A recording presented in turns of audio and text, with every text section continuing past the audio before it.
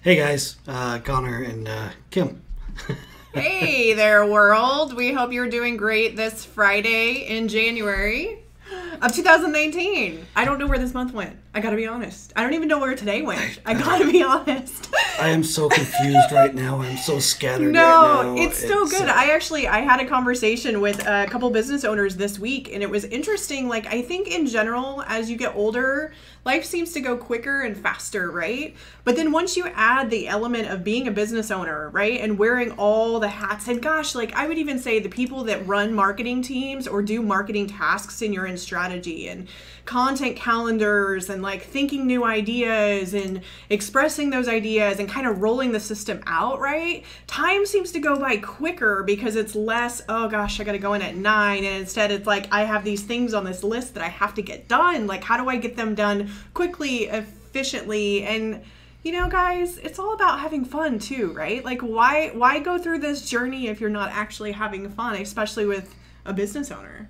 I don't know. Am I supposed to answer in here? No, like you do have fun though. Like there's some days where it's pretty intense. Like I gotta be honest, like doing these videos, guys, if you knew the amount of intensity Connor creates for himself because he has high expectations, right? It's insane. He wants these videos to be super stellar and super cool, right? He wants to offer value. Sometimes he gets into the element of overthinking, right? And but here's the cool part about it is that's kind of what happens in business and life when you have this area of you want to excel and step forward and do the best that you possibly can in every situation, every moment, right? I think all of you guys can align with that. You want to have great clients, you want to produce awesome services, you want to deliver them the value that you're going to be able to deliver them, and you want your business to grow, right? So there's multiple different aspects. So of course, sometimes you're going to get a little wound up.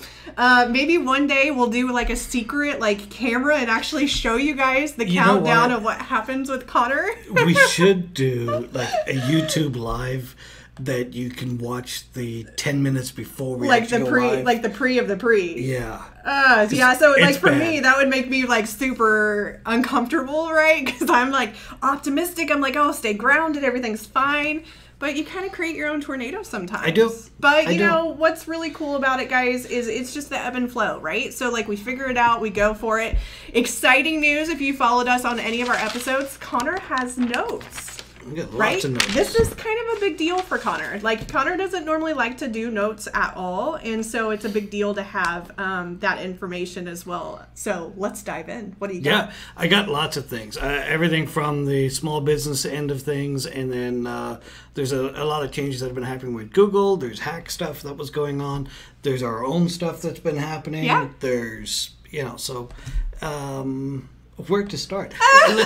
Let's just do the Google stuff real quick. So there's a new update coming out in Chrome.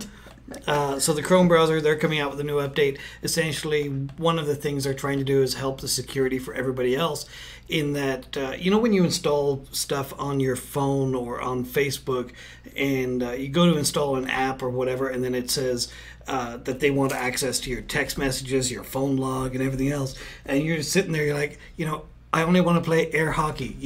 It's really, you don't need to see my contact list and everything else. Yeah, so a quick blurb in there. There was a restaurant here in Omaha that we used to attend a lot. We knew a lot of people there, right? And they were like, they had these like punch stampers that every so often you would come in, you would punch stamp, and then you would get a free meal, right? Mm-hmm. They switched from the punch stamps to the apps, and they tried to talk us into installing an app, right? Because they're like, oh, it's really easy. You can get discounts, all this jazz. But like for you've always taught me with the security, look and find out like what's inside there. First off, I don't have any nudie pictures in my phone. Like I'm not that person that takes those. Delete them all. But I do have a million pictures of my dogs, right? And like last night, Bailey's, our female dog, I might post it inside here.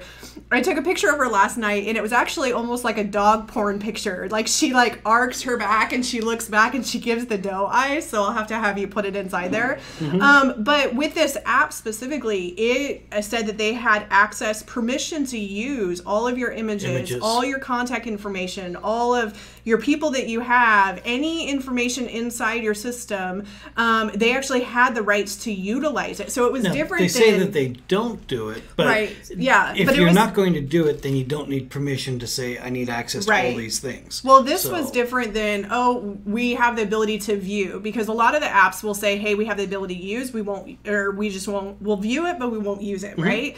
But like for me, like when people are like, we have permission to use all of your stuff in your data and your images, I'm like, oh, hell no. Those are my images. Like I get people are going to take images. I get that does happen out in the world. But anyway, carry on.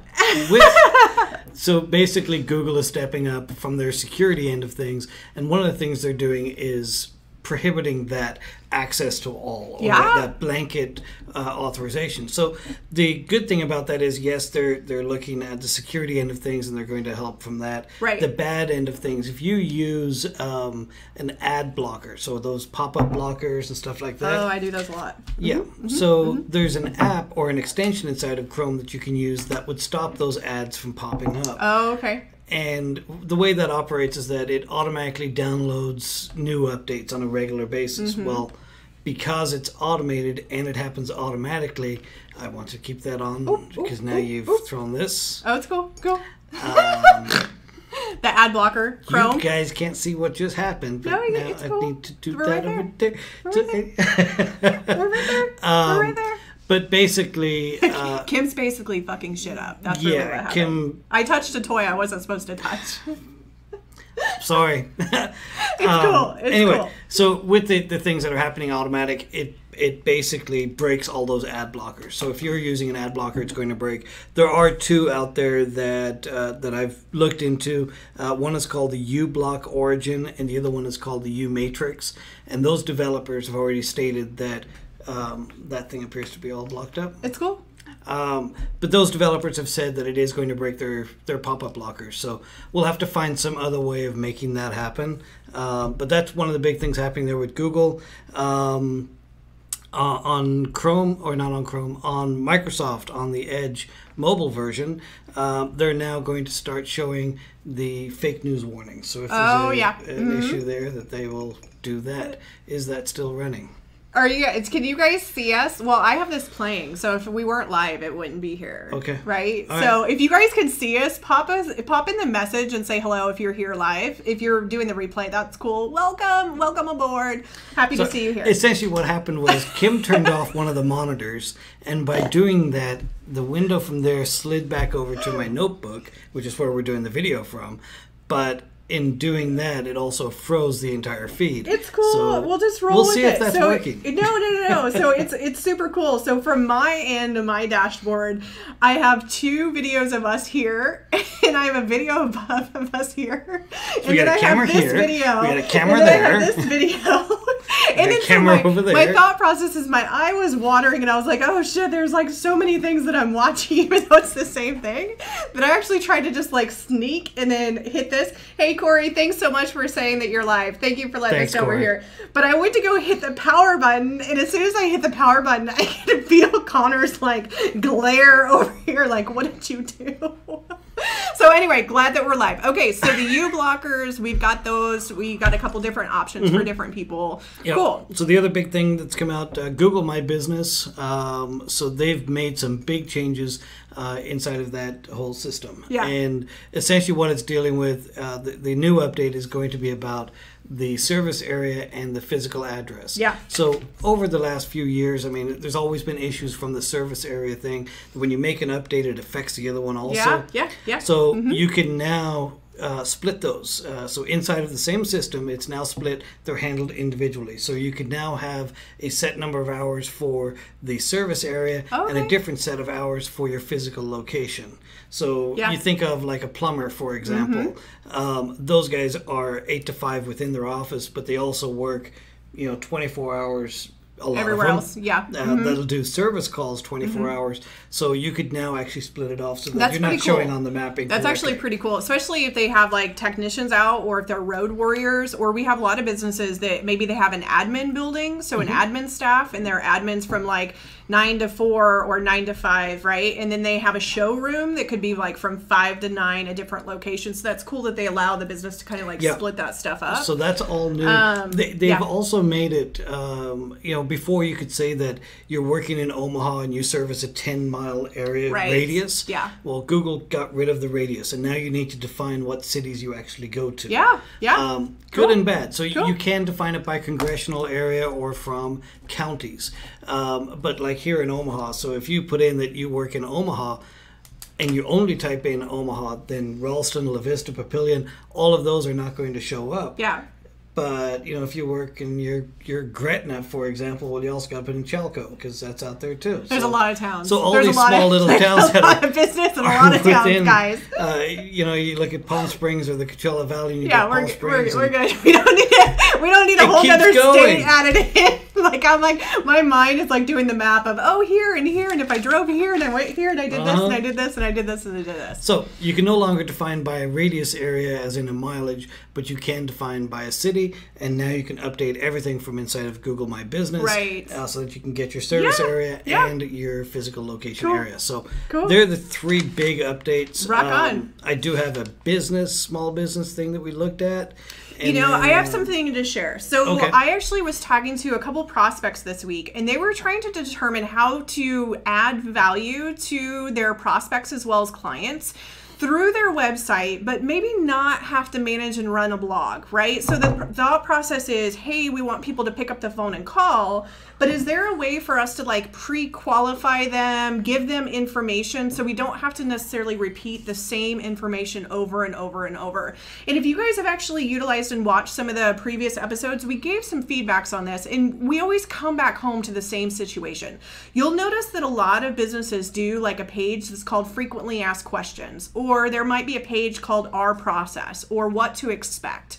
It's very common for business owners and websites to kind of lay out their process. Now, don't give anything away. If you've got a secret recipe or a secret process, don't give that away. But what you're trying to do is you're trying to paint the picture and let people know what are they to expect when they walk in the door, right? Or they pick up the phone all the way through to when they pay. And then after they pay, what happens from that point forward, right? So this technique is really, really good for like if you're a contractor, if you're a service-owned business. It's really good for dentists. So if you work with people in their teeth, it's really, really good because there's certain businesses that are going to activate an anxiety, or it's just a fear of the unknown, right? Like maybe they've only gone to the dentist once in their life and they're like, oh gosh, I don't want to experience this again. But there's a way for you to take your commonly asked questions, right? A lot of people have them and they don't know what to do. Then put them into the website, into the page, maybe talk about your process of what somebody can expect. Now, if you have 15 different services, it might not make sense to do 15 different what to expects. It might. Maybe you break it off and make it blog articles. I don't know. But the thought process is, how can you make it so simple that people would want to pick up the phone and call you and say, hey, here's my credit card information. Hey, I want to drop off a check this afternoon. Let's go, right? It is proven that people are more research-based now. Like now, here's what I will tell you. There's a lot of noise out there, especially in the marketing world. If people are short attention span, they have ADD, they don't want to see da-da-da-da-da, they don't want long posts, yada, yada, yada, et cetera, et cetera. There's my word again. I'm not going to fight them and say that they're wrong. I think you can see any aspect of truth in that. But here's the other thing. Ask your existing clients and prospects what they would want to see, or how could you have made the process easier for them? Build the content based on there, right? So if you have a prospect that's asking you a question, I would almost bet $1 million that there's more than one person and probably a handful of your prospects that are asking the exact same question. So why not deliver them the answer, remove the unknown, and then all of a sudden when they pick up the phone, you can actually convert and transition them faster. Does that make sense? And not only with just the content within the page, or not only just the blog end of things, but also bring the social media end of things in. Do your Facebook Absolutely. Twitter's your thing, Twitter, fine. And then video. I mean, putting a 30-second video in there, right? Even within your website. I mean, if you are the people person or your business is dealing with people, right, then you should be on video and let them know what they'll expect. And I'm not saying don't have the conversation when you're on the phone. So like if you get somebody on the phone and they ask you the question, don't tell them to load your website and go to the FAQ page. Yeah. Like we actually know companies that do that, and it is horrible. Like they don't convert, right? But here's what I'm saying, guys, is even if you have, I'm trying to think of an industry specific, but even if you have a niched industry that's very technical, you can still break down the technical for a common person to see and understand. I have an industry. What is the industry? Oh, no. He lost it. See, he was going to be ornery and put me on the spot. I was trying to see if Kim going to get it or not. The barber? No. Hair transplant, hair regrowth facilities. Okay, so for them specifically, you already know that somebody is going to have confidence issues, more than likely, right? They're going to probably have a layer of insecurity. They're going to not really know what to expect. Is there going to be pain? Is there not going to be pain? Are people going to be able to tell? Or are they not going to be able to tell? How do you prep? What is the cost? Is there a guarantee? Is there a payment plan? Do you accept insurance? I don't know. These are all different things, right? That people will probably want to ask. So in your frequently asked questions, you can actually go ahead and deliver all of those answers, so when they pick up the phone, they already feel confident in you and your knowledge in the process, to the point where they're like, hey, let's book it, let's get it done. I've been meaning to do this for 12 years. I don't feel 100% my best. I'm not that confident in myself. Let's get this done. Let's go, right? That would be a prime example. Now, you could take the layers even further, like say that it's the day of the procedure. You could actually put the procedure processes and steps inside the website as well to help them feel comfortable, right? So here's the deal. When it comes to medical, for sure, I definitely medical of all different forms, they already have pamphlets and documents that they hand to people in person. Yep. Why not put that on your website? If it's already built and you're already doing it, and why it's not proprietary information? Like why not actually put it inside the website and put it for the people that are in their desktops and are in their phone, or just want extra information to feel confident, right?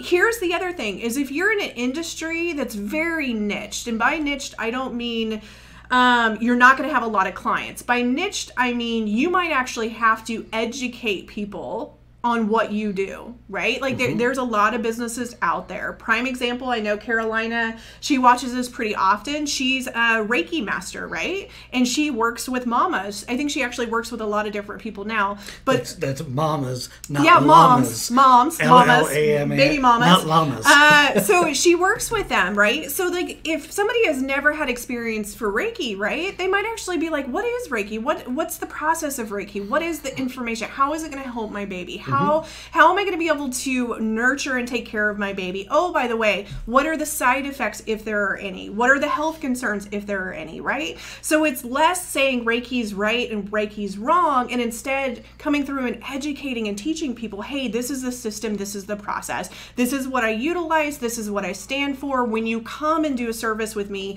this is where I'm going to umbrella you and take care of you and pull you into my realm of goodness, if that makes sense. Because a lot of people, they just don't know, right? They don't know what to ask sometimes, right? And then what happens is they might come across somebody else that asks a question a little bit different and a little bit of a different answer. And if you're authentic in your answers, right, and you wish to add value, you can actually convert them compared to somebody else converting them, right? So it's just a technique that it doesn't have to be super complicated. I'm going on like almost 3 minutes now because I get super passionate about this stuff. But you can break it up, and you can even break it up into different blog articles and separate it even more, right? Yep. The point is... Get the SEO value. The point is, one, get the SEO value if it's content that you're already creating. Here's the other thing that a lot of people miss on the mark on SEO. I feel like I'm giving a whole marketing game plan right now. Is if you have a blog or you have content on your website, don't be afraid to share that on social media. Don't be afraid to take little snippets and publish them. So we see a lot of businesses that they invest in website content and they invest in all these tools, but then they don't cross share in social media, or they put stuff on social media and they don't cross share back to their website, right? That's kind of my shebang. Like it's a lot of different conversations, a lot of different areas. Hopefully you guys found value on that for sure. Did you want to pick up the mic and drop it? Or? Drop the mic. I you guys, if you guys have followed us, this is episode 42. Yeah. So, you guys know that we just dive deep and we give resources and information. So, what else do you have on your plate now that I've talked for? Now that you've gone through, actually, it was it was an article that I read in Forbes. Yeah.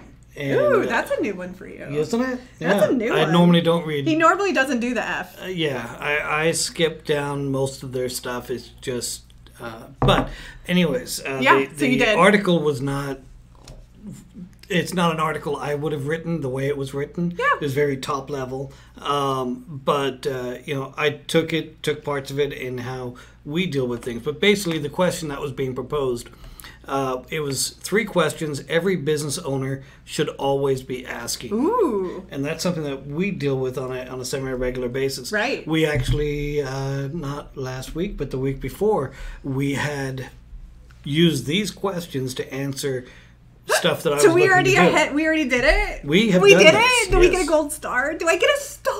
Not only have we done this, but we did this. We didn't write the article. Somebody else wrote the article, and now they get all the credit. So it's cool. When one rises, we all rise. It's good. It's good. It's good. So basically, and I am going to read off of here, so bear with me. Question number 1. But the first thing was, can you do the things you want to do? So if you look at it from operating a business, being an entrepreneur, being in that whole realm, does starting a business or being in business still allow you to do everything that it is that you want to do? Right. Or is it better off working for somebody else? Right. Now, I'm not encouraging one way or the other. There's millions of business owners, small business owners that are self-employed. But does running the business and operating the business and 5 years from now or whatever, are you still able to do the things you want to do? So whether that's financial end of things or time. So we operate on 2 levels here for us. I generally operate on a time level. I want more time. Yeah. And you operate on a time money level. So, your business coach and whatnot have talked about the money being part of time, and maybe you can explain some of that. But so like,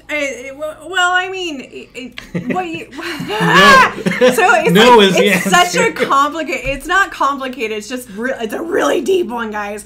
No, at the end of the day, so you have to ask yourself, what is your thing, right? Or what is your multiple things? For you, it's definitely time. Like you enjoy the essence of time and being able to do what you want with the time that you've got, right? Yep. For me, definitely time, but then also there's that money aspect in it, right? So like, I want to be able to just book a flight and take a flight somewhere and not have to give 2 shits about what's in the bank account, right? So there's a freedom in that of just go, right? Go and do. But then also for me as well, the money for us would actually help me being able to help other people too, right? So wherever we put our dollars and wherever we put our money and we invest in somebody else, then we all rise and we all go bigger. So that's the easiest way to like try and compound it down. But here's the deal though. Here's what I will tell you guys. If you've been following us for a while, you know that I'm into energy. Energy is money. It's a different form of energy, but it is money. So why not use it? Why not attract it? Why not get it? Why not do good with it, right? And you talked about being able to just pick up and go on a flight and take off and do whatever, and that's perfectly fine. But money's not. So when we look at that particular question, can you do the things you want to do? It's not just from a money perspective. Is your business automated or to a level, or do you have the employees, do you have the infrastructure to be able to leave for a weekend or be able to leave for a week? Yeah, and if you get like into our business specifically, like one of the things that I love to do is to strategize with small businesses, right? It's just a thing that recharges my bucket and it gets me going, right? Like it's super freaking fun to like sit down and be like, okay, what is your goals? What are your intentions? Let's get them broken down. Like, let's help you maximize time. Now that falls into the coaching and the mentoring. I still do the website design. I still do the SEO and help Conor with pay-per-click, right? But it's one of the things that I get to do based on building this business the way that I've built it, right? So that would be one of the, if you wanted to go that way instead of time and money, there you go. So essentially the things we had down here was, when you're starting a business, you're generally going to earn less when you move from corporate or whatever business you're in into starting a business. You're going to earn less, but you'll probably spend less too. Well, and here's the deal, here's the deal is you might actually make less, but you actually could make more, but you have to give yourself permission to make more. There's like a deep layer in that, right? Because a lot of people, I don't want people to go into business and think, oh gosh, I got to sacrifice and make less money. Right. That's not the case. It's all about mindset, right? Will you have to trickle in some clients and go through a process? Yeah, maybe. Sure. But yeah, so I just don't want people to think, oh gosh, they're going to make less money their first year. You can actually blow it out of the water if you do it. Definitely. I mean, but there are generally there's some form of sacrifice. This is where Kim and Conor are total polar opposites. but essentially, at the end of the day, can you do the things you want to do? So whether that's taking care of yourself, whether that's dealing more time with family, being able to travel, being able to structure, love family time. Those are things. So you need to ask yourself that question on a semi-regular basis. Right. The number 2 question, we always ask this, I always ask this, is the cost worth it? So whatever your cost is, whatever that sacrifice is it actually worth it? And again, that's dealing with the stress level end of things. It's dealing with the pressure, dealing with the freedoms, dealing with whatnot. So I remember this, like it was 2 years ago. We had set a revenue goal, right? And we hit it. Like we blew it out of the water and we hit it. We were like, holy shit, we did that. And then, but the thing is by the time we looked at our schedule at that moment where we were in life, we had limited to no free time. Like we were always busy all the time. And it wasn't busy as in productive busy, guys. Like there's multiple layers in this message, right?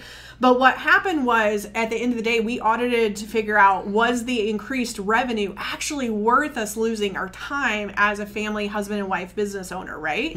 So what happened was us asking that question, going internal, helped us figure out, okay, what do we need to streamline? What processes do we need to clean up? What systems do we need to use? And that's how we got into our existing, that got us into our existing project management system, right? Like there's multiple different things that we looked at. But the very first core question that came out of it, ironically, that was in this article that you read that somebody else wrote, was the cost worth it, right? So like you have to ask yourself, what is it worth it? Is it not worth it? Where is it? But it all comes down to just looking inward and reflecting on it, right? Okay, what's question number 3? So number 3 is, before we start that, just give me 1 second here. I got to click a button and then click another button. You're going to see his armpit. This is Conor's armpit. Hello, armpit. There we go. It's all back now. Did you... What accent was that? Nothing. It's all back. You can replay that anytime you want. That's so funny. Okay, question number 3. So the number 3 was, are you motivated to bring your A game always? So from a business perspective, are you always going to be on your game, no matter what it is? So that's a fascinating one. Yeah. Because that right there, like for me, when I hear that, I thought I asked about the volume. Yeah, you did. I've got another meeting coming up. So, but what I heard with that one specifically is, are you willing to do what needs to be done in order to experience the success that needs to be experienced? And I know for a fact several businesses and several friends that would actually say no. Oh, a lot of them would say no. They're like, that they get through the process, but it's not. Are you excited to go to work? Are you excited in what it is that you're actually doing all the time? I'm not saying there's not stress. We talked about at the very beginning of this video, the 10 minutes before this video started. Fucking world. So Conor, are you motivated to bring your A game? He was not, guys. Not at all. No. Actually, no. I'll take that back. I was motivated to bring my A game, but I was so motivated it was driving me down. So you were motivated to bring your A game, but then you got motivated by everything not working, which eliminated you from bringing your A game. Because your A game would have been like, okay, cool, we'll just do this video. No, my A game is everything goes perfect. Instead, this is the B game, guys. No. You can't have that be your A game because you have external things controlling it. The question is about you. Are you motivated? Not is the computer motivated to work correctly, or the camera, or the software. It's about motivated. you. The process just didn't happen. Right, but that's the thing, guys. Like, look at that, right? So, like, sometimes we go to external things to try to pull it in and say, oh, I need this to work in order to be motivated. At the end of the day, no. Right. It comes internal. Are you willing to bring your A game? If you are, shit in life's going to happen. Struggles are going to happen, especially in business. You got to figure it out, keep yourself calm, and move and take the next action, right? Yep. Which for him was to record, because he knew if Moment he I got click on the record, camera, he would straighten his shit up. Yep. And then, so that was that, right? So. Which is why I had to click up there a second ago, because the battery's running out. Yeah. But at the end of the day, you know, the whole thing comes down to the focusing on what actually matters. Right. You know? Yeah. So I mean, these out are of really everything, good questions. Are you doing what you want to be doing, basically, at the end of everything? And the ability or the willingness to say no to certain things. So whether that's saying no to a particular task, saying no to a particular client, or in my case 2 weeks ago, the conversation that we were working on was saying no to operating a separate business. And it was a whole setup that we were going through and trying to figure out in terms of expanding what we're doing into a different line. And at the end of the day, when we did the pros and cons column, and definitely do that in your business, but when we did everything out, the stress, the headache, the extra things that I would have been going through in order to make something else happen wasn't worth it at this given time. Yeah. And there's a phrase that you used to use years ago. Years ago, guys. He's putting me on the pressure. But she still uses it now. And it was? And it was this one here. Hell yeah. And fuck no. Yeah, so, it's either a hell yeah. It was hell yes or fuck no, right? So like that's it's either you're all in or you're not all in. Everything had to be that way. It was either yes, definitely go for it, or fuck no, go away. Yeah. So here's where I would adjust that a little bit now, right? So when it comes to business and opportunities and clients and prospects and what kind of business do you want to build? Absolutely, I'm right there. The only like little fine print that I would put in there is our mind will instantly want to go into it has to feel good. It has to feel good. It has to be good. It has to flow. It like a lot of people use a lot of different things right now. But sometimes what I will tell you is when we feel uncomfortable and we feel resistance, that's actually our next level up. Right? So like that's the caveat that I would put there right now. I still definitely ask myself, for me, is it a hell yeah, fuck yes, or hell no? I still do that, right? So am I lit up? Am I engaged into it? Is it something that I want to do? One, Connor's question, is the cost worth it? Is my time worth it, right? I know if you've been following us for a while, a couple of years back, we were involved in a lot of networking groups, and we went into inquiry, right? We were like, does this allow us to do the things that we want to do, right? At the end of the day, did we get business? Did we build great relationships? Absolutely. But it also took us away from our core bread and butter, right? And our core ability to step in for our existing clientele and grow that whole pool of people, right? And then so these questions are fantastic, Connor. Great job. Like, you did a great show today. Like, he gets Forbes, a little pat on his back. If Todd's watching, he'll see I'm petting Conor. I'm petting him. I'm good. But yeah, so that's really, really good questions. Really, really awesome. Yeah. So cool. That's essentially all that I've got from that end of things. Yeah. You know, of course, and then so there was a couple other things. Was it like a security update that you were going to chat about? Like, the last item was the hacker. Oh, yeah. And I put hackers in quotes because I don't classify it as a hacker. Yeah. Essentially, there's a plugin out there, WPML, and it's the WordPress multi-language plugin. It's installed on about 800,000 websites. Or 600,000. It's one of those numbers. I get them confused. There's a huge. It's a $200,000 difference. It's like a huge difference. It's cool. Like whatever. But anyway, it's a very, very popular plugin, and it's installed on a lot of websites. And the news has been reporting, or the different websites online have been reporting, that a hacker has gained access to this thing, put a backdoor into it, and now defacing other people's websites. It's untrue from that regards. It was actually an ex-employee that defaced the website for the actual plugin and then said that all these websites were hacked. In fact, they weren't. But you are encouraged that if you do have that plugin, WPML. Yeah. It's the multi-language plugin. If you do have it and you have registered your account with that company, then you should change your password. Definitely change it. Just be safe. Just change your password just because. And don't do what one of our clients / buddy friends did and make the same password for anything and everything that accepts a password. Yes. It's just not a good practice Please to do. don't change my password. I know I it's pulling teeth to make them change their ways, but we're eventually getting people to change their ways. Like, totally getting it. So, guys, I hope you have a great rest of January. You knock it out of the ballpark. You roughly have about 4 business days left, 4.5 if you count the rest of today, right? You can make some cool stuff happen. Who's not counting the rest of today? I don't know. Maybe somebody's not. Maybe they're ready to go. Somebody just said, "Fuck it, I'm out." He's like, that's him dropping the mic. He actually made the monitor flash off on that one, guys. So you guys know that. But we do hope you have a great weekend. And if you're in Omaha, stay nice and warm. And if you're somewhere nice and warm, snap some pictures and put it on your social media so you can make other people in the cold weather feel the warmth. Or if you're in a really cold area, I got a buddy of mine who's actually in Antarctica right now. And, is he still there? Yeah, he's still there. Oh, man, Jonathan, those pictures were awesome. He's put some amazing I now know what to there. get Conor for Christmas next year. Yes. That's all I can say. He keeps showing me all. He's stalking you right now. Like, not right now. Like, not now. Here's the thing. There are pictures that I could only ever see in a magazine, and to have a friend of mine in that area taking those photos.